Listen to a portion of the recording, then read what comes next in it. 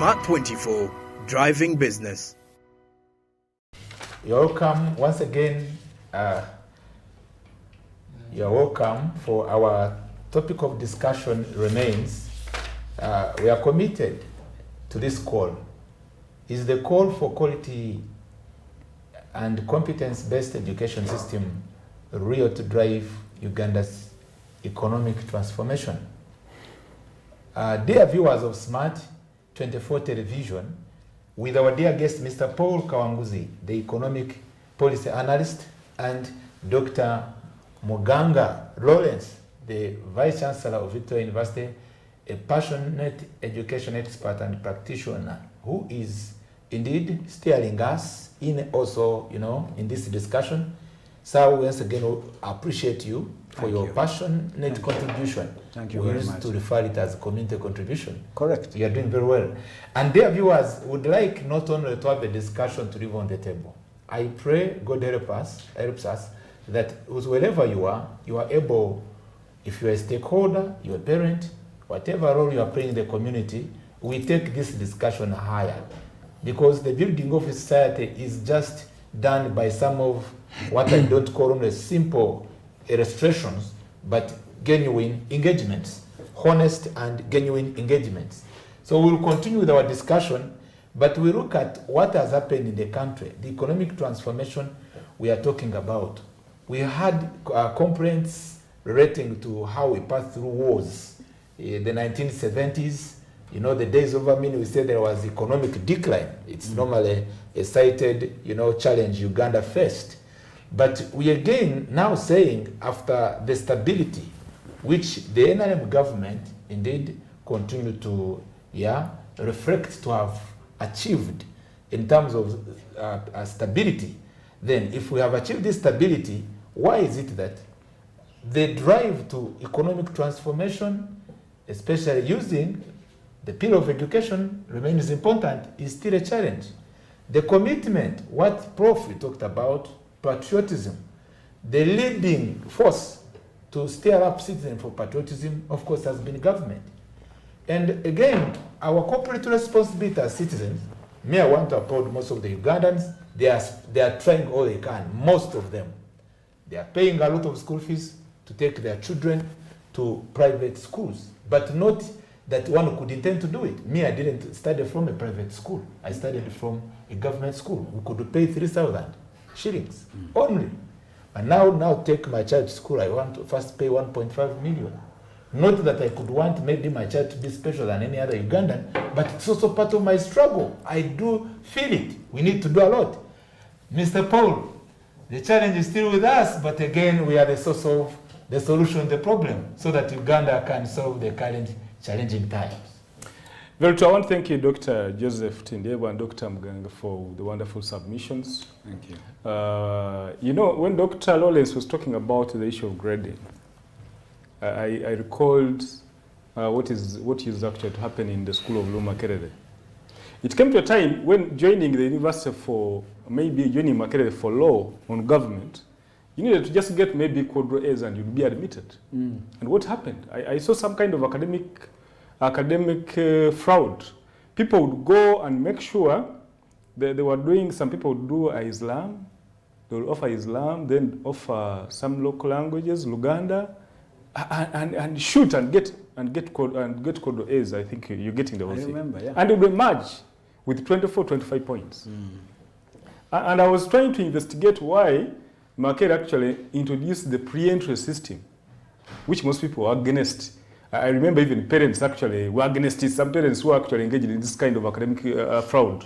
Why do you again subject our kids to another exam when they have been approved by UNEB, National Examination Body?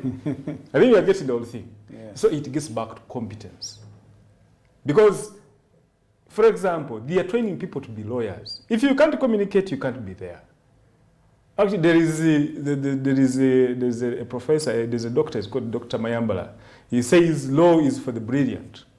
I am just trying to give a case to that. They were trying to justify why they put pre-entry, to make sure that they put people who are competent for that particular particular course. Because you do have a lot of failure rates People don't qualify to be there. You're not a medic, but simply because you bought your way to medical school, you want to be there. So it goes back to the values, to what makes quality-based learning.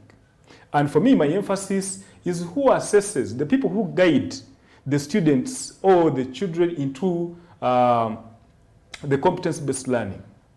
That's where my emphasis should be. Because you're asking, what's the level of training? How trained, how prepared are trainers? Are they good enough to offer that?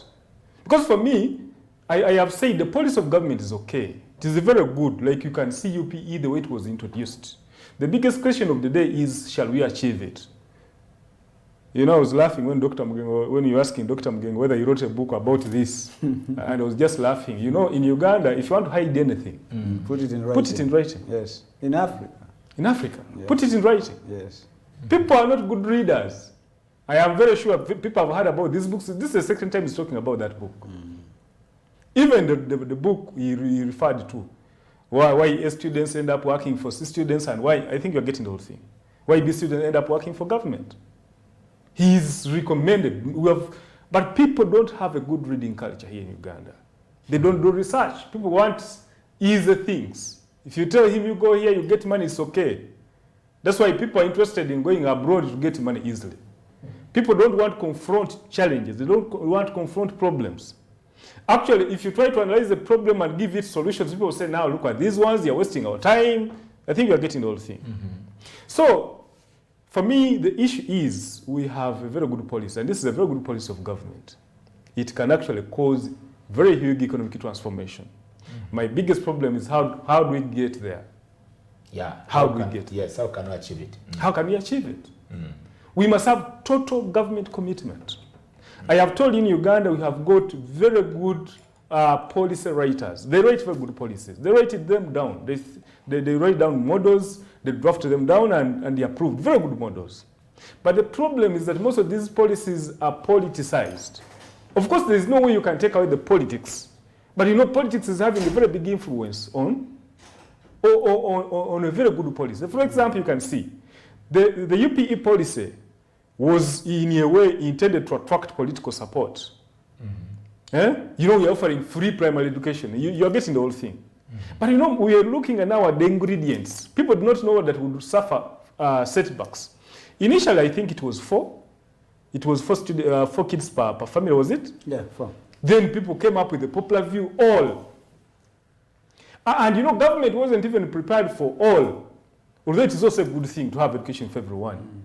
It's good. It's a good thing because now we are having access to everyone can actually access what? Can access education.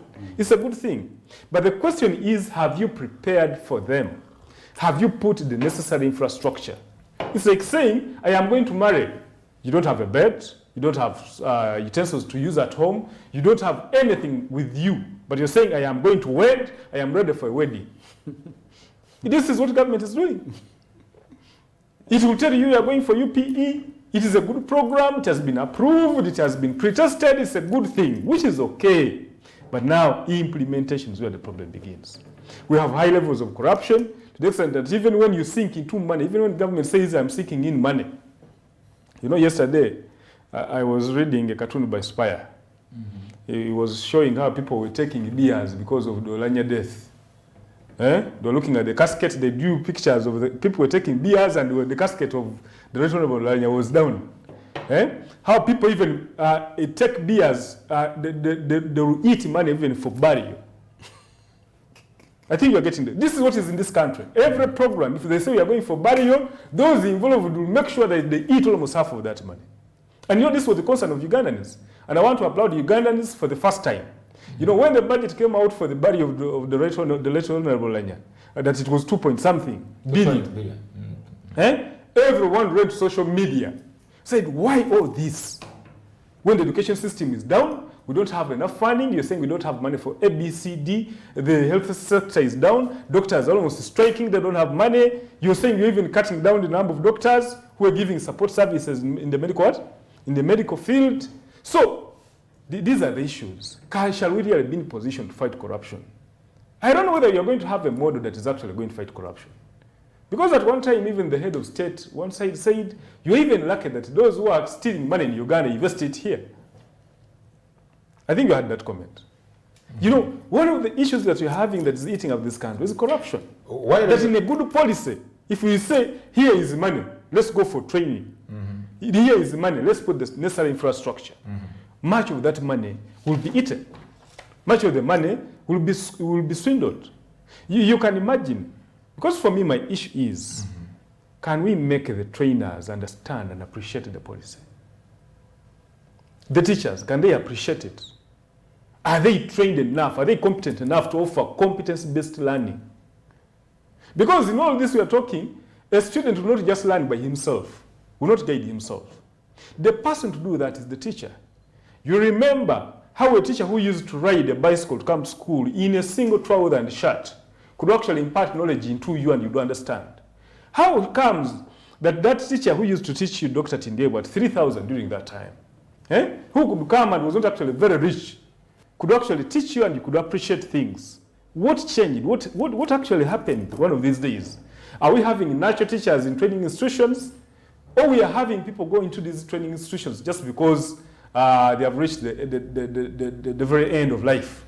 Mr. Paul, you have mentioned something important. Yes. And while you're to make further contribution, Mr. Paul, he was a principal policy analyst in Parliament and very much, conversant with supporting the office of the leader of opposition, especially for coming up with alternative policy statements. And the good thing, in the central part of our discussion, or which is part of our conclusive discussion, it will look at how best to achieve what has been proposed or in providing the existing solutions. As we say that we are diagnosing the problem, we need to solve this. We need to solve this challenge. 25 years ago, when we had the UPE, all of us, everybody is saying UPE is good. Of course, none of us doesn't want children to be helped by the government to go to school. We are dealing with university education where we have over 65 universities which are registered, institution, public government, and then the purchase of gowns now it's no longer per year, it is around 6 months.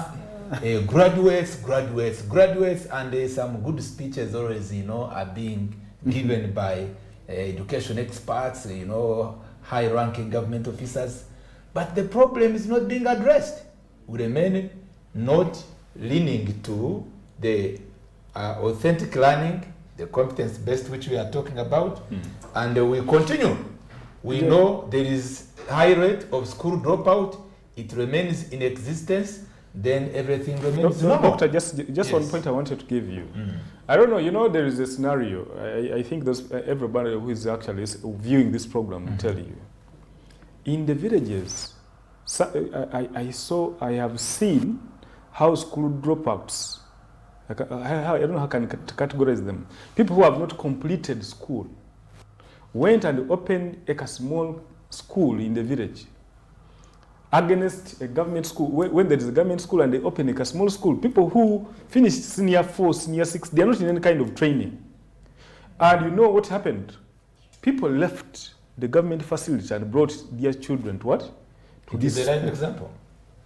Yes, these are things you can go and do research. You'll see people coming together, senior 4, people who have just completed senior 4, they don't have a level of training. It's common.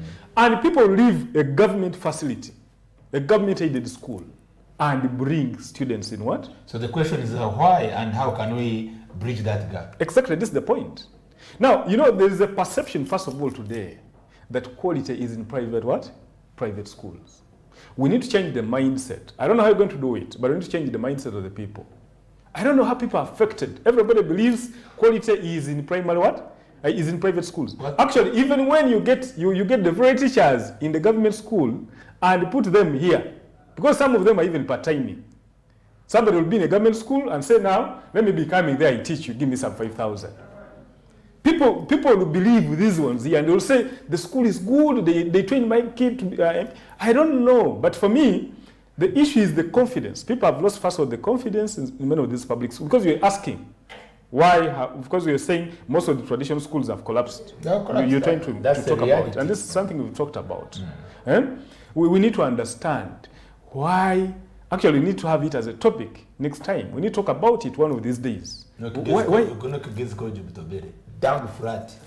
Yesterday, private schools by individuals have taken it over. All Ugandans, you know what I'm talking about? So privatization has not also left along this. It's like now. Yesterday, I was seeing the Minister for Transport struggling, telling Uganda Airlines to operate purely as a private sector, business-minded. Should be business-minded. I think this should be the concept. Because if you're not giving, for example, if people are not sure that they will get what they want there, they are seeing your teachers on border reading borders. They are seeing your teachers, they are not in class, they are cutting sugarcane. I mean, what kind of confidence will they have in these schools? So for me, we need to pay a lot of attention. We need to pay a lot of attention, Dr. Lawrence, on the trainers. Are we having national trainers? We need to have a lot of policies, a lot of rules, even guarding them. We must guard them, because if you're having a teacher who's not respected in class, it's also another problem. How do you conduct yourself? Oftentimes, if you misbehave and your lawyer will say, lawyers don't behave like that. I think you're getting it. Thank you. A medic doesn't behave like that. Do teachers, I know they have the code of conduct. I don't know whether really they live to this code of conduct in most cases. Because I'm also wondering how a teacher can actually decide to deliberately leave duty where he's paid to go and do other things, leave national. Because first of all, you're almost digging a grave for tomorrow's tomorrow's professionals. What are the recommendations? Of course, you have been giving more, but we are still looking at further recommendations. We need to review and enforce the teacher's code of conduct. We need to review and enforce it. We need to pay a lot of attention to the quality assurance department. Quality assurance department of this country. We need to review the policy of recruitment into training institutions. We need to review the training, the syllabus of the training, the teachers, how do they call them, those training schools. We need to review the training there. We need to make sure, we need to be sure that the people we are sending out to come and train our kids are really fit for the job. Then we must make sure that we attract the best of the best. Thank you. There are underlying policies under that. How do you get the best of the best? I was trying to give you a situation where at one time SOSWA became one of the leading courses here. One of the leading courses. I don't know how we can't make education. And MASCOM. Yeah, and MASCOM. Yeah. Thank you. So we must make sure that we make it deliberate, that education is one of the leading courses, to make sure that we attract top brains. For me, one time I told you, the confidence that a kid will have when the person who is training him or her is one of the best. One of the best. That confidence. But in a situation where a kid comes to class and is not even sure, we say, now really, I've gone to class, but I've not gotten anything. So do we have even policies that guide these teachers, if, for example, in schools, in case they are indisciplined? Because they are teachers who don't just come to school, and for them, for as long as they're on government payroll, they don't. So that's supervision. That's also the caring about supervision. Thank you, Mr. Paul, for again, your wise contribution in our discussion. Doctor, I have here some information to share to the viewers as you come in. Those who are viewing us, the teachers over there, the parents who are asking about what are these people talking about. Today we are serious on a matter of education, and we are delivering information intending deliberate teachers to know where we should go. As a doctor says it, that who is government, that you are the government because you have your friends who are MPs. Correct. You call them, you share with them tea, even you call them for your burials, for burials of relatives. Others you call them for contributing to your sons and daughters when they are wedding. So you are part of the government. I'm trying to subscribe to your theory, much as it is not entirely that one. It is true. Yeah. Now, A competence-based curriculum, dear viewers, of Smart 24 television, the best TV that can inform and teach, is a curriculum that emphasizes what learners are expected to do, rather than mainly focusing on what they are expected to do, to know. Perfect. And that is Makunja 2016. Again, continue to say that in principle, dear viewers, that competence-based curriculum is learner-centered and adaptive to the changing needs of their students, teachers, and society. Dr. Muganga, you talked about the personalized learning. Yes. But the current perspective of our learning system, the centeredness of our learning system, remains lacking a lot.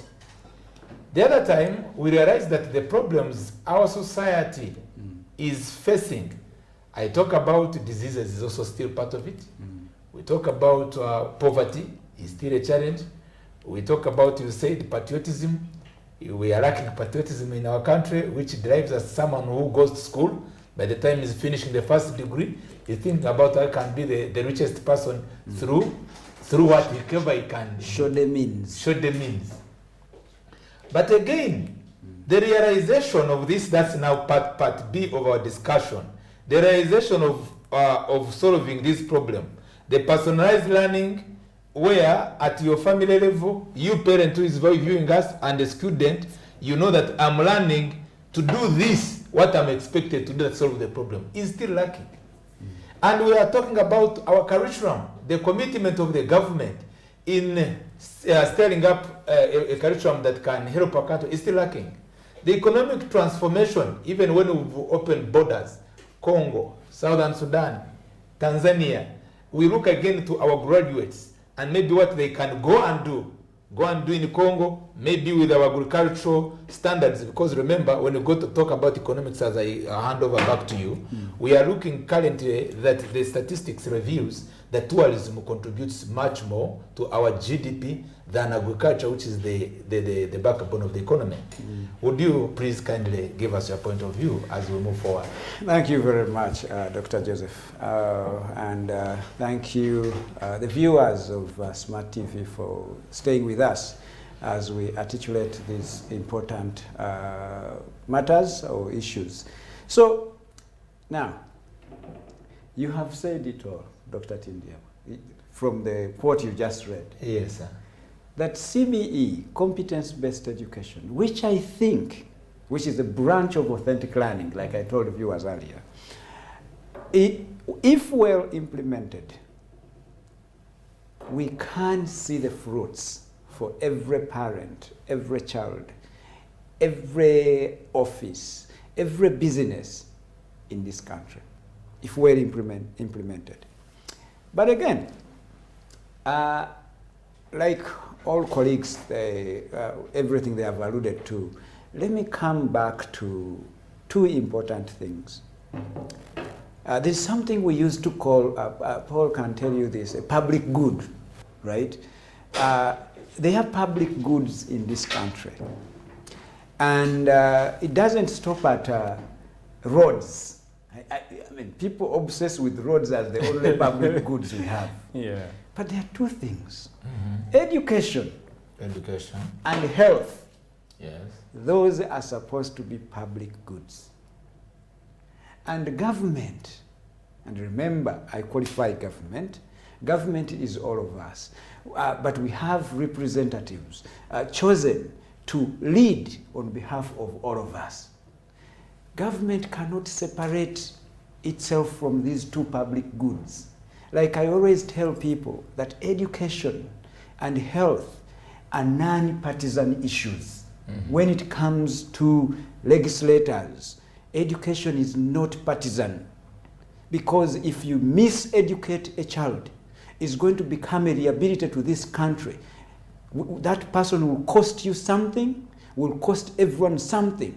So we are better off if we took over education as government and controlled education and delivered decent education You can even decentralize it if you want, but it should be in hands of government. Now, look, you talk about the dismantling of what used to be the best schools that we know, that used to be in the hands of government. Yes. I happen to have gone to St. Charles Rwanga Kasasa in Masaka. Now, look, go and look at it right now. Honestly, I feel good that that's a school I went through. It used to be a single school, boys. Now it is a mixed school. I don't have any problem with my sisters to join the school, but the way the school looks today, dilapidated to a level you can't even believe. But of course, someone will say that, okay, the alumni community, what are you doing to support the what? They will accuse me of that. Yes. Yes, but we can't do that that much, though. But this is the entire situation in this country. Now, why are we saying this? The day we allowed scores, grades, A's, and everything to dominate the education sector, that's the day we lost it. Now, I feel good that we are coming back to even talking about the competence-based model. Now, the competence-based model does us a favor in a way. If it is well implemented, does us a favor. And what is that favor? It's that you put the learner, you said it, at the center of everything. Yes, sir. They lead their own learning. And we stop thinking about pumping, people say pumping sense, pumping content into their heads. But rather, we concentrate on making sure that they are learning, that we are looking at how much they can do with what they know. Not pumping 100% into their heads and then they leave. You assess them, they get 100%. It's okay in a competence-based model for someone to prove mastery of about 60% of what they have studied, and then they progress. And you don't have to even accord them grade A, grade B, grade. Everyone has to accumulate particular credits you're looking for. If it is, say, in one program or one program, they have to get, or one subject, they have to get 120 credits for having demonstrated mastery of what they have been learning. And the mastery comes from three things, Dr. Tindiewa and the viewers. It should be knowledge, it should be skills. Knowledge, skills. And then the third one is abilities, right? Three things: knowledge, skills, and ability. And then within those three, there are several competencies, again, you're going to look for. If you're asking me first, so now I'm giving my colleagues in the ministry a few things to look at. And I know they know these things, what they can do. Now, three things when you're chasing competence-based learning. You're looking for knowledge, demonstration of knowledge, mastery in knowledge, demonstration of mastery in skills, and demonstration of mastery in one's ability. And now those three now have several competencies within them. VC, here there is a serious question. Yes. And which is building on what you said. Correct.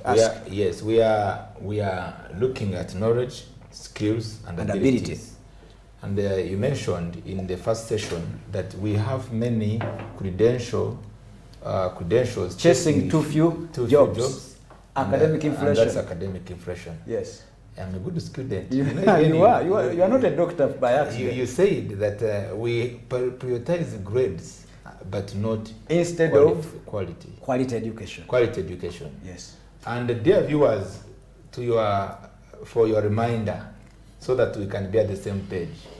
All this we've said is good, but back to our country, to respond to our economic transformation. Yes. We find the deliberate, maybe government actions to cause this happen.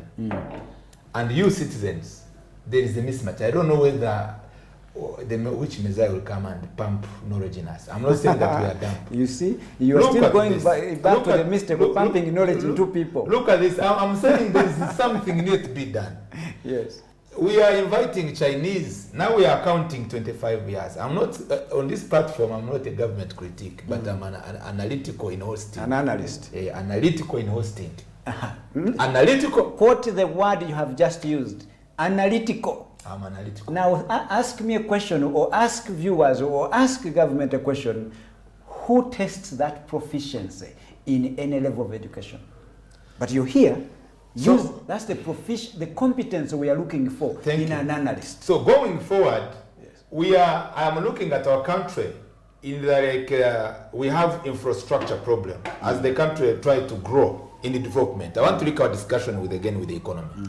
And the stimulative economy, part of it, with an intention to have good infrastructure. But we are producing engineers. That's why I'm driving to.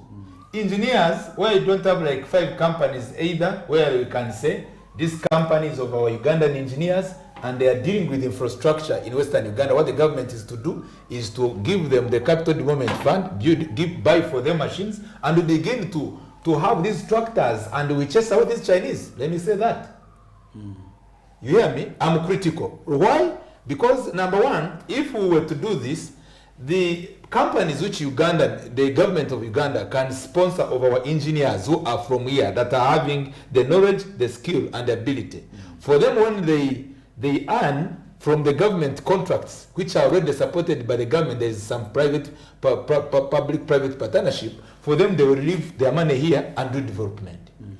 Again, when we go to the banking sector, which matters in an economy, we are supporting much more of these foreign banks, talk of those of South Africa, talk of those from UK, to come and take over our economy. And there's no deliberate of us. You've talked about the rich men and women here who are having the money, maybe even if wherever they have got from, and they cannot have our local bank and may be supported by the government in any way, whether by private, and then finally the money remains here. And as a result, to have this economic transformation remains a challenge. And other countries that made deliberate, China, you have the expense of China. When you've been working in China, you cannot change the dollars from China. They say either you buy something, take it from China. Where are we, sir? Help the viewers to understand maybe better than I can see. Let me tell you two things. One, three things I told you, and they come from our education system. And partly it is going to be one of them to blame. We talked about knowledge, ability, and the third one was what? Skills. Skills. Yes. So people are going to use that excuse on a daily basis that the country doesn't have the skills we are looking for. So we have to bring in our own to come and do the business we want to be done. Then Bubu Uganda becomes a failure there, right? Like buy Uganda, do what? That as a concept now becomes a failure. Why? Because we have given them an opportunity. We have not embraced a better education system that empowers a person to do what they know, not to just know alone. If you leave them with what they know, they are going to move around with the envelopes. How many people come to you looking for a job? Just to give you some Yes, go ahead. You know what is happening in this country today, especially in the engineering department, construction. I picked construction, the others even. I know you picked construction with the others. But what is happening currently is whether they've been attacked by China, I can't actually understand. Because what they do, they will know that government wants to make this road, but they don't have money. So the company comes and says, Your Excellency, I have funds. Yes. When to do this, I'll pay the PAPs. Money. Yeah. I am going to do the road so that you pay me in a period of this. Correct. I think you're getting the whole thing. So I think we've just been attacked to the extent that, one time I was attending a workshop by PPDA. So our emphasis, one of the recommendations we're making, that let's increase the percentage of works that goes to the private, to the locally grown companies. We have companies with competence here. Yes. But they may not get the work for two reasons. One, there is a rich bully who is saying, I have the money. For you are saying, give me capital. And government is not having money. It's almost also borrowing. I think we just have to be very considerate. I think we've not grown in this fund. You know, it has not also just been deliberate, in my opinion, Dr. Lawrence. Yeah. If we wanted to grow the competences and skills of our companies, local companies, to undertake some of these works, it would have been possible. You know, I still count a number of years that this government has actually been here.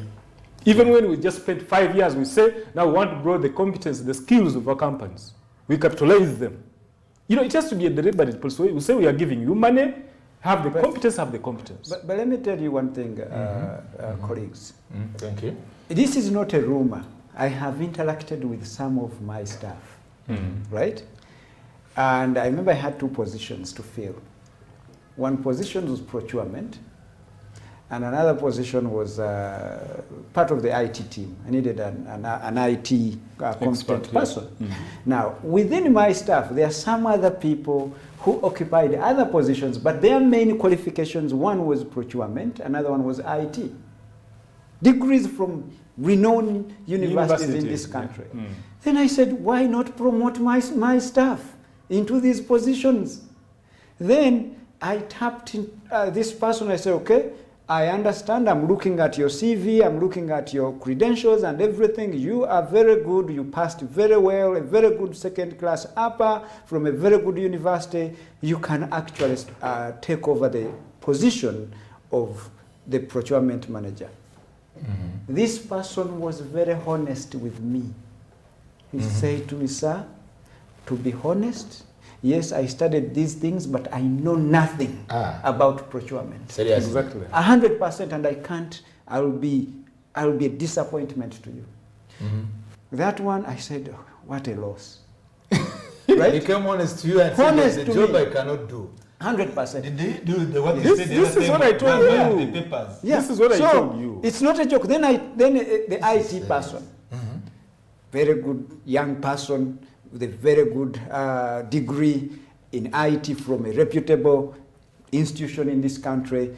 And then I said, okay, there is this position, this person, we are expanding our IT department. Can you take over this position? This is a promotion for you, ×2, times almost 3 the salary. This person categorically stood up and said, you know what, honestly, You'd rather kill me. unless you have to take me somewhere and they train me, but I can't do this job. Can't do the job. Then I said, what kind of education system do we have in this country? It's not a joke. You know, now let me tell you a few things that briefly, a few things and we are talking about a CBE model that can transform our country. Now there are a few simple things that we never see, and you'll tell me, all of you have gone through school if you have seen them happen. You know, when we talk about CBE, the competence-based education model, you're looking at 3 types of competences.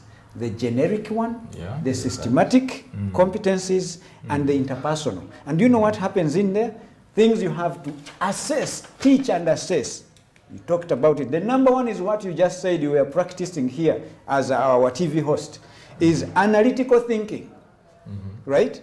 Systematic thinking, critical thinking, creative thinking, reflective thinking, logical thinking, practical thinking, deliberative thinking, team management, planning, learning-oriented, problem-solving, decision, computer skills, database management, oral communication, writing skills, foreign language proficiency. And then the interpersonal is the self-motivation, Exactly. diversity and intellectuality, adaptability, ethical sense. Remember that? You're talking about what happened to us Ugandans. Ethical sense. Then interpersonal communication, teamwork, conflict management and negotiation. Then when you go to the systematic is creativity, enterprising spirit, innovation, objectivity, quality orientation, achievement and leadership. Where do we teach these things? Those are the competences you are supposed to. When you assess a student, look for those things because they are the real things that happen to us in real life. Not to remember, you remember that thing we used to call it simultaneous equation? Yeah. Where do you apply simultaneous equation as an engineer on a daily basis?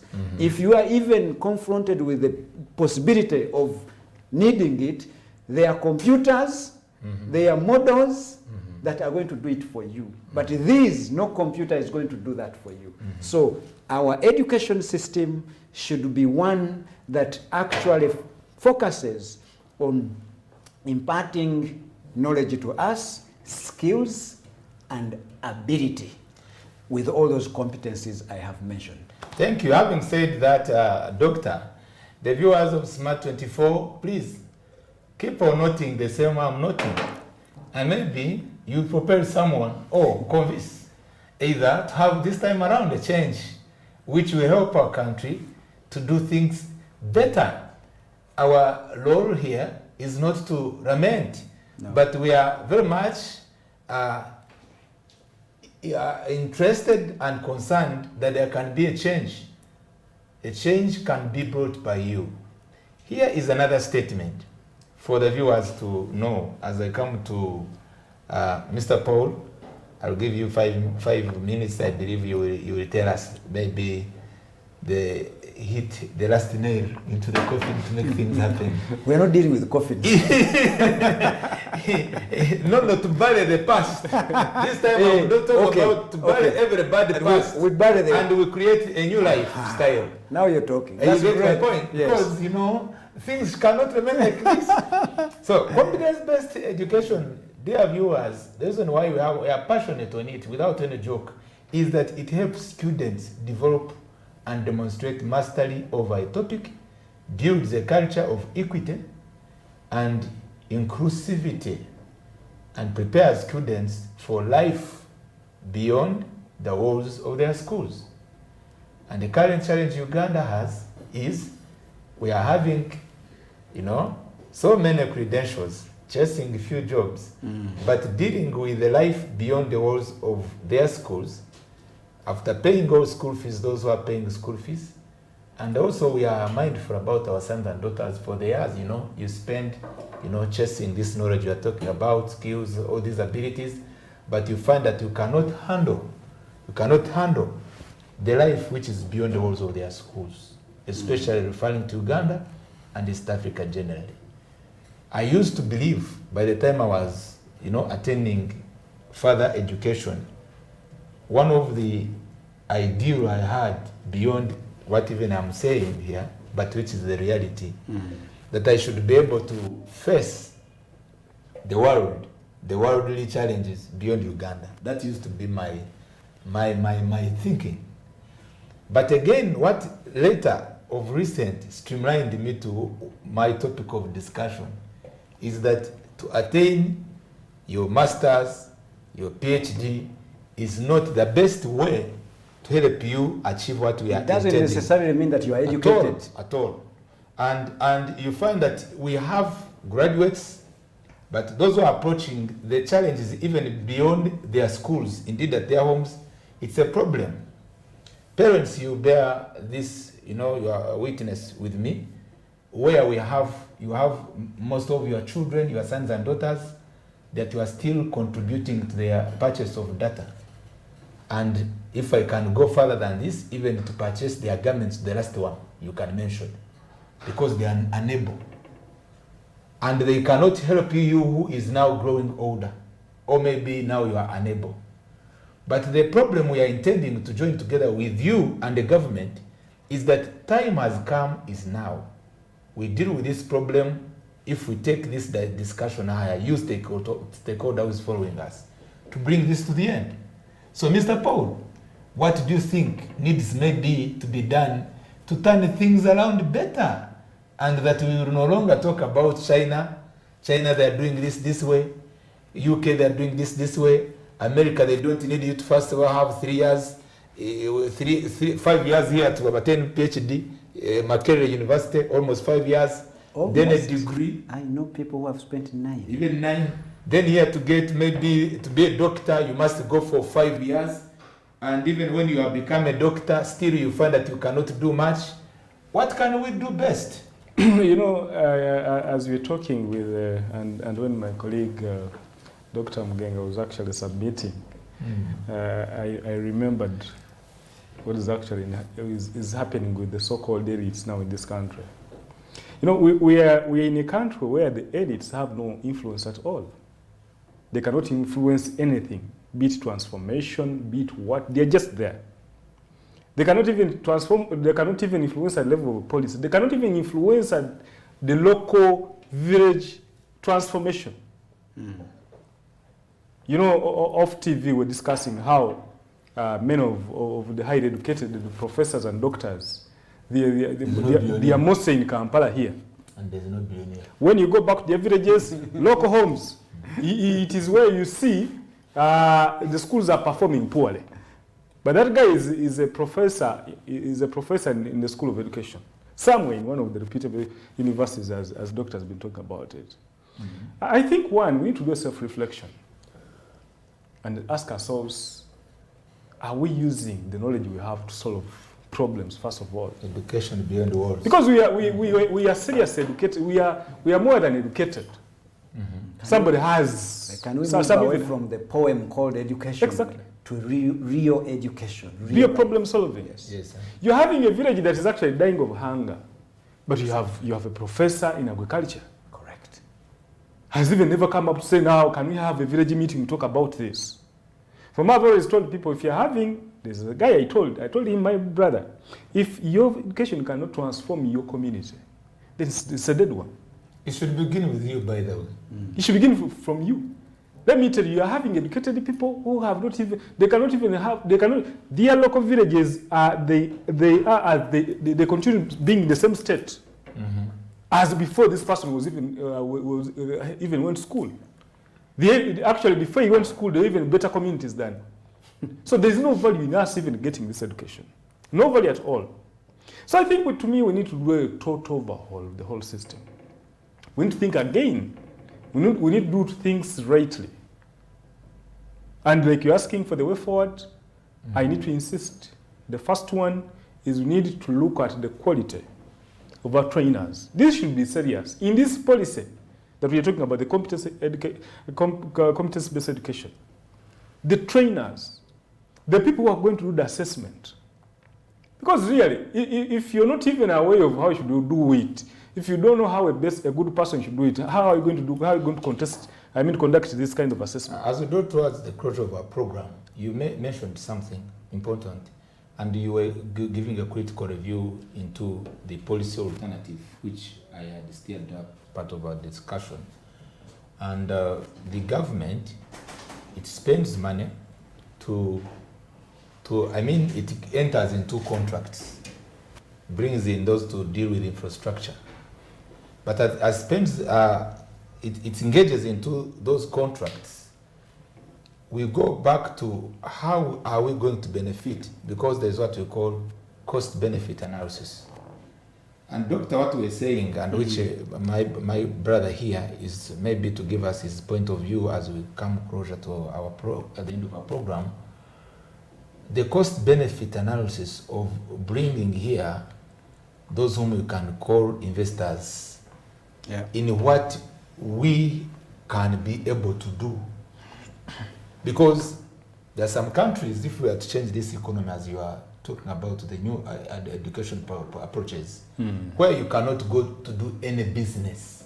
You are just identified to come and do an investment where that country is lacking capacity, but even by the time of your coming to invest or explore your potential, you are to be a model.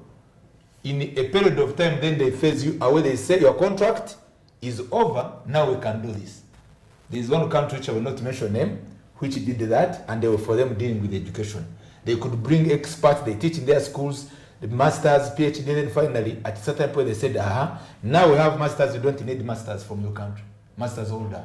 Now we have PhD, don't need.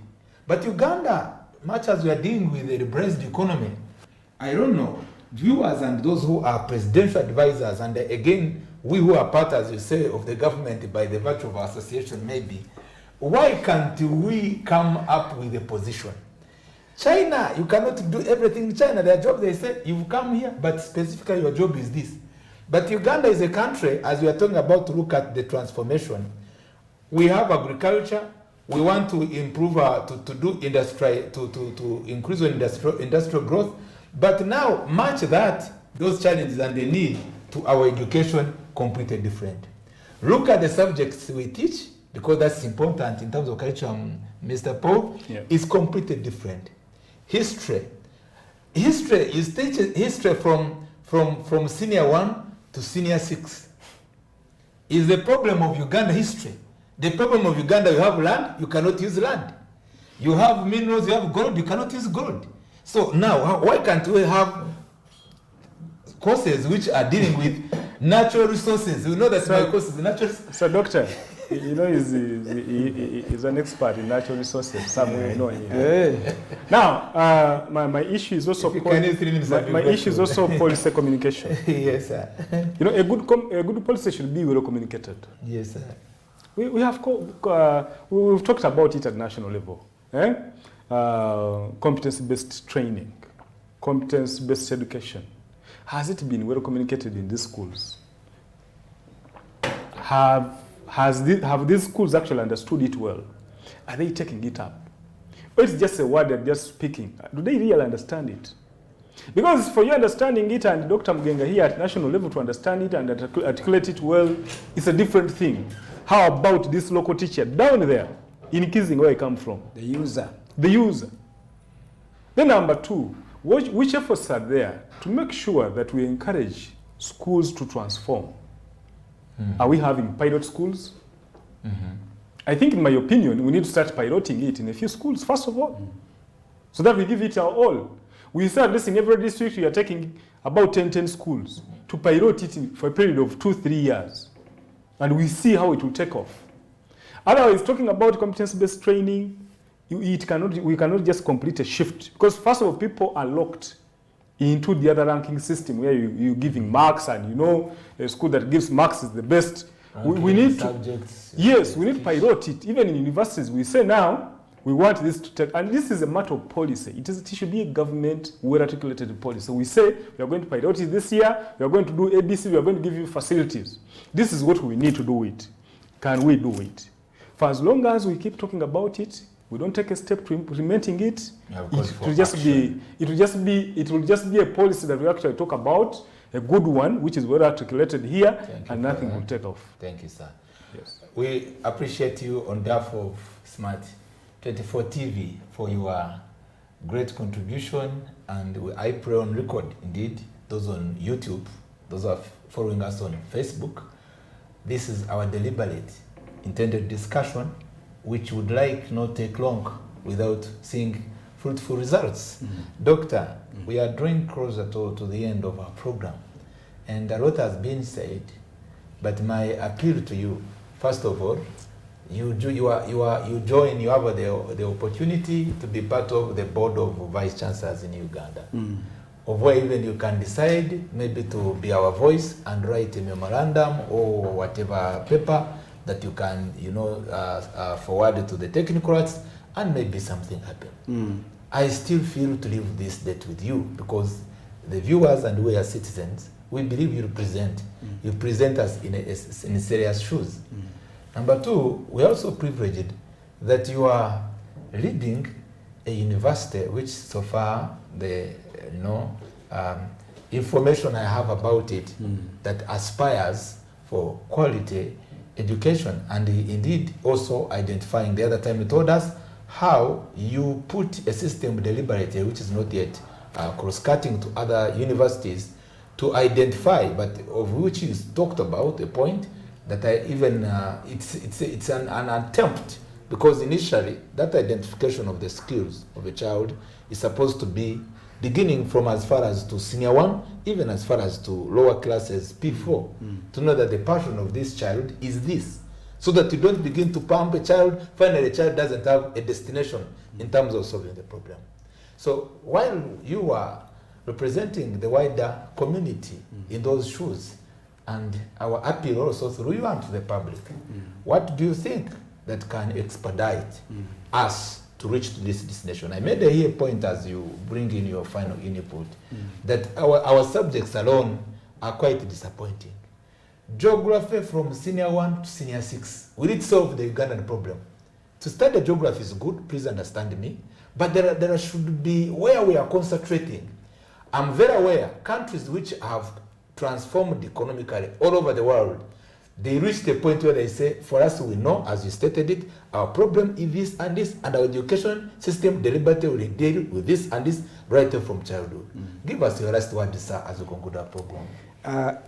Thank you very much, Dr. Tindiewa, and the viewers who have walked with us from where we started to where we are right now. So, you've talked about geography, and I remember two things. Two things. One is when a teacher, and this is very, very serious, dear viewers, a teacher is emphatically telling you where, teaching about the map of Uganda, where it is located British Columbia, on the world map, right? As if Uganda is going to migrate. It is going to stay there. You don't even need to teach me where it is located. Just show me. It's something I will learn. Or asking me that, Uganda has 10 national game parks. Mention them.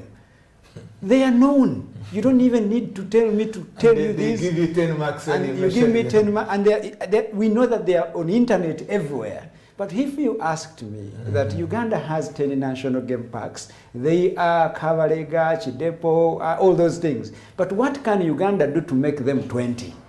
Right? Now that is a constructive question that is going to trigger my thinking and contribute to the development of my country. So, I was just reacting to those irrelevant kind of education we have been exposed to, and we continue to expose it to our children. Now, as I wind up, you told me that I have a bigger platform of vice chancellors and so on and so forth. But let me tell you, the only thing that I feel motivates me and I wake up every day is to try to use this platform like Smart TV and talk to Ugandans.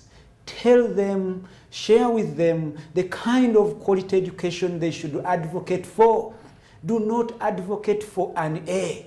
Don't advocate for grade, I hear my child needs to get 4. Don't advocate for a distinction. 1 second, sir, 1 second. Yes. If my child, because I may be still also in the same thinking, and you'll excuse me when you hear this with you. Yes. Yeah. If my child goes to senior 6 and gets the AAA, PCB, biology, chemistry, and something, biology, chemistry, and what? And physics. Will get, even if whether he doesn't get a scholarship at Makere, but will go for medical.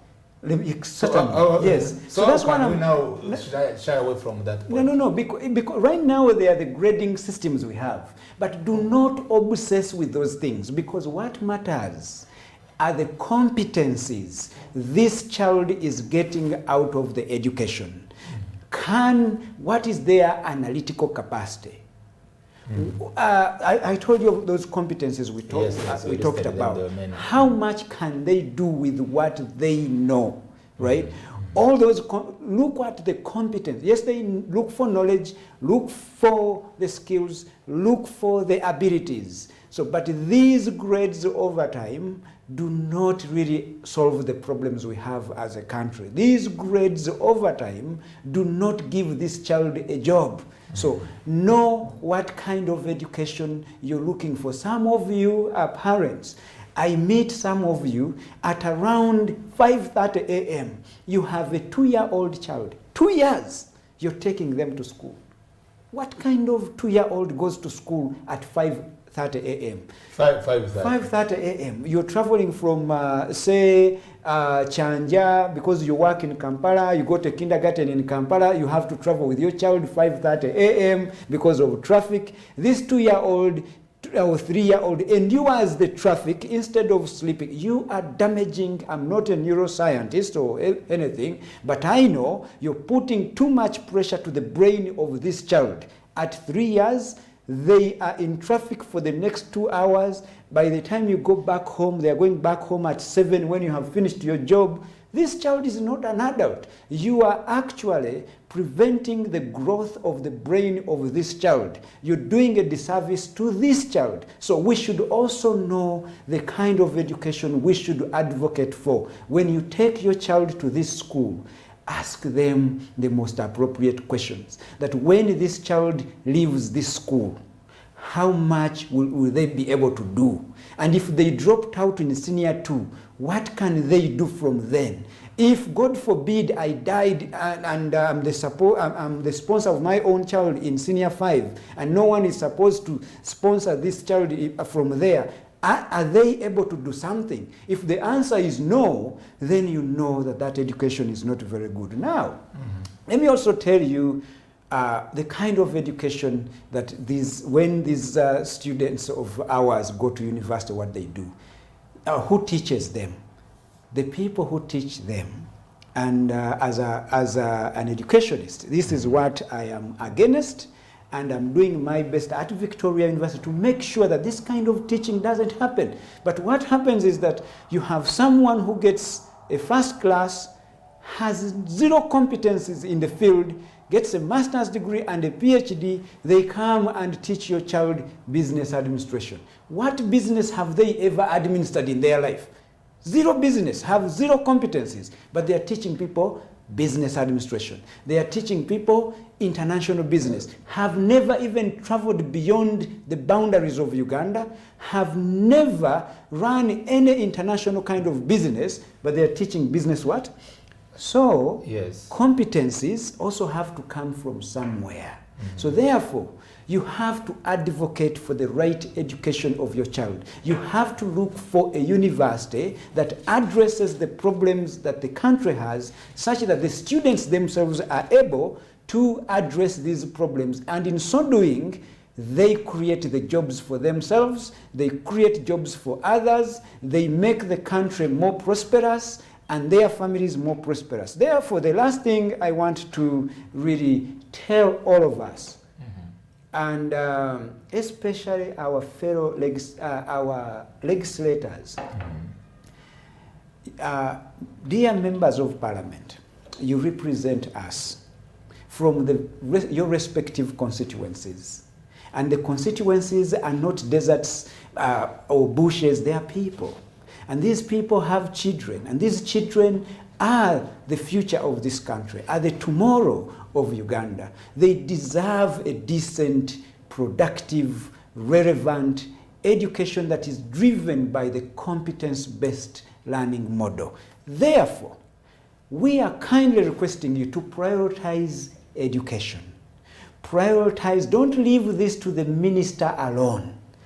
Actually, put the minister to pressure to make sure they can deliver decent education. But the pressure I mean, when the minister or the ministry or the policy, the biggest policy Mr. Paul talks about in government, which is a budget, comes to you, demand that the Ministry of Education has the biggest budget to support the teacher. There is no member of parliament, because you are all required to have certain qualifications to be in parliament, that has never gone through the hands of a teacher. So these teachers need help, they need support, they need a better salary, they need to be trained, refresher courses, we need to go back into universities, develop good education teaching programs, but that requires a better budget. Support the Ministry of Education to be able to support teachers. You are supposed to be our advocates. You are supposed to advocate for the teaching profession, not even the teachers to advocate for themselves. You cater for the interest of this country. So support education. Thank you, the viewers. And maybe one last thing I should say, and I trust me, I'll stop there.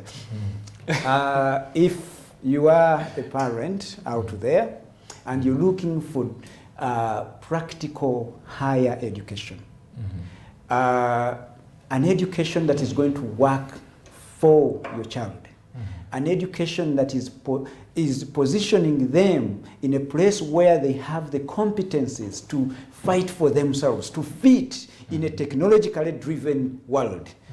I call upon you to give Victoria University a chance. Think about Victoria University. Our intake, March intake closed yesterday, but now you're welcome for the September intake.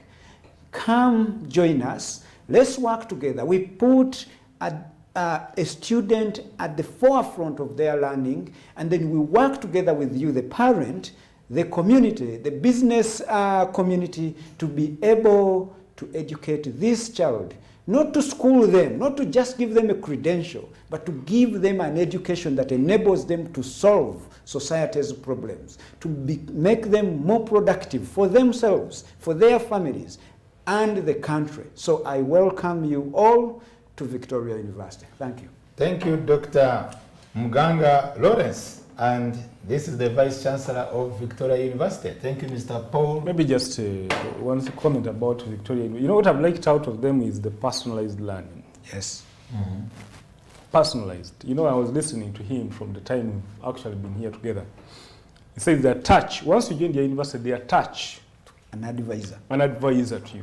Mm-hmm. Yes. And you know, this is my emphasis. Mm-hmm. In this competence-based learning, we need that advisor who is going to be there to assess your competencies. How far have you gone?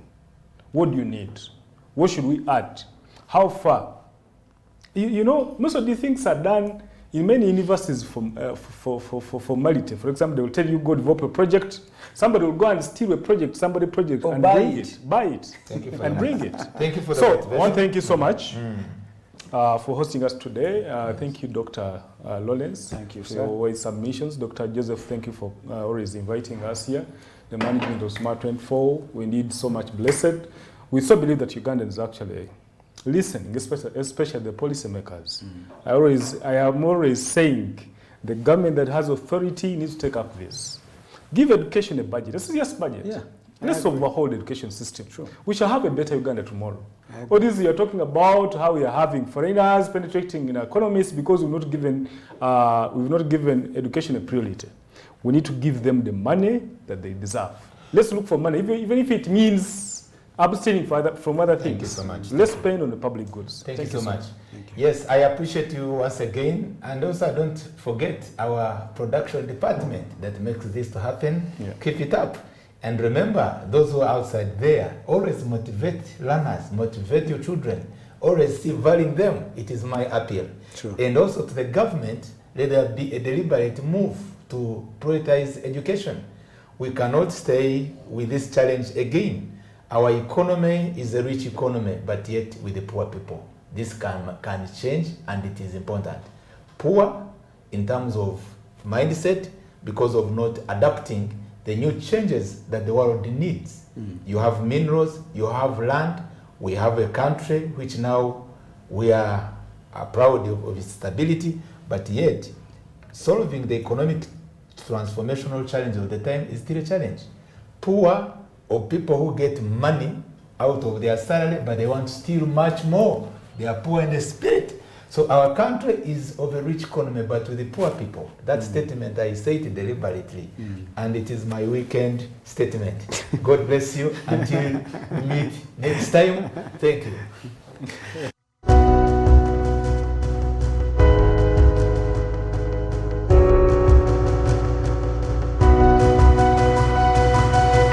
Smart 24, driving business.